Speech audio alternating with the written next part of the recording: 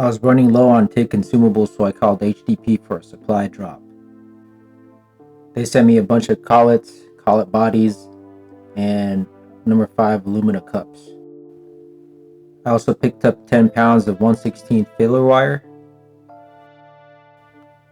as well as these Furick FUPA 12 ceramic cups.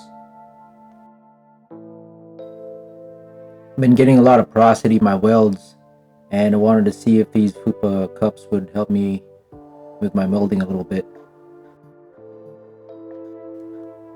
I've heard a lot of good things about these FUPA cups and wanted to try them out.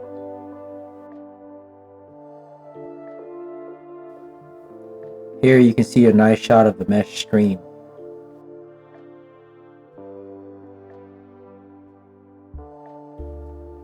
They came 2 in each pack with 3 screens, a wedge collet, and a gas lens.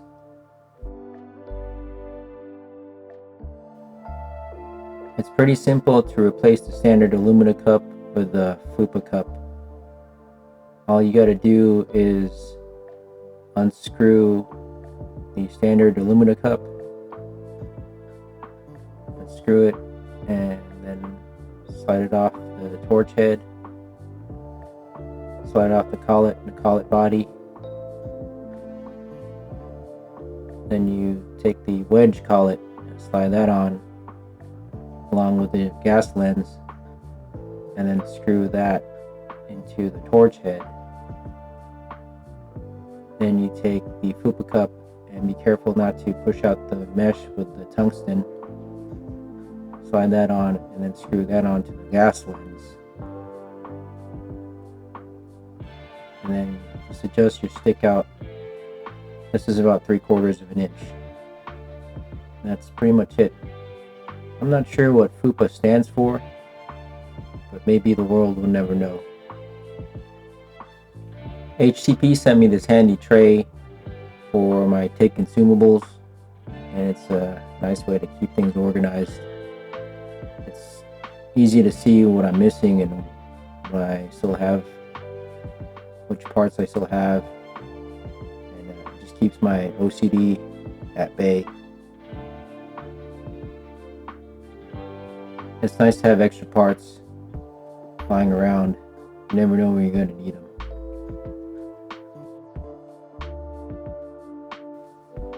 The stuff they sent over should last me a while, and even if I run out, everything they sent me wasn't too expensive.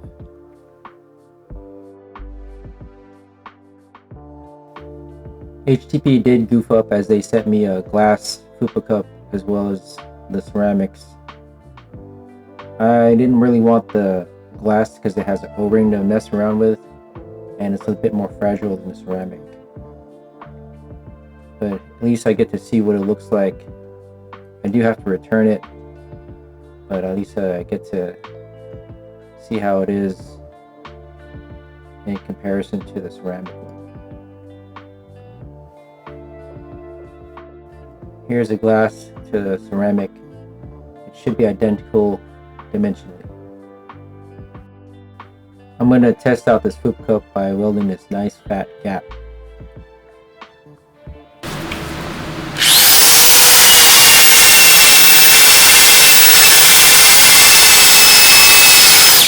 You always have to grind off the nail stick. With these FUPA 12 cups, you have to crank up the shielding gas to between 25 to 35 CFH.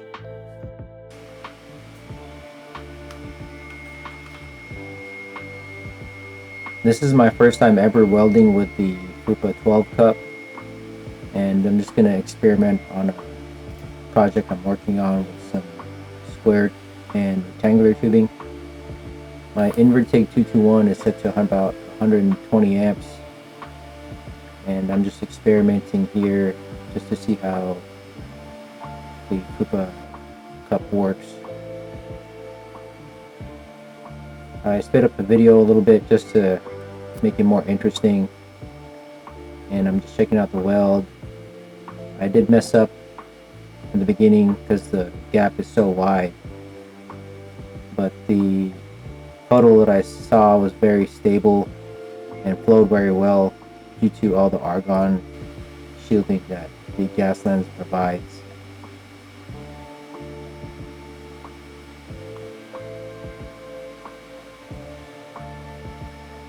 I really like how the FUPA cup runs, as it throws so much argon and provides really good shielding. My post-flow settings on here were around 5 seconds, and that's why I screwed up before, which was much lower. And that's probably where my porosity came from, as well as the bad torch angle and lack of prep. And I'm just learning all these welding techniques just to make my weld better. You live and you learn.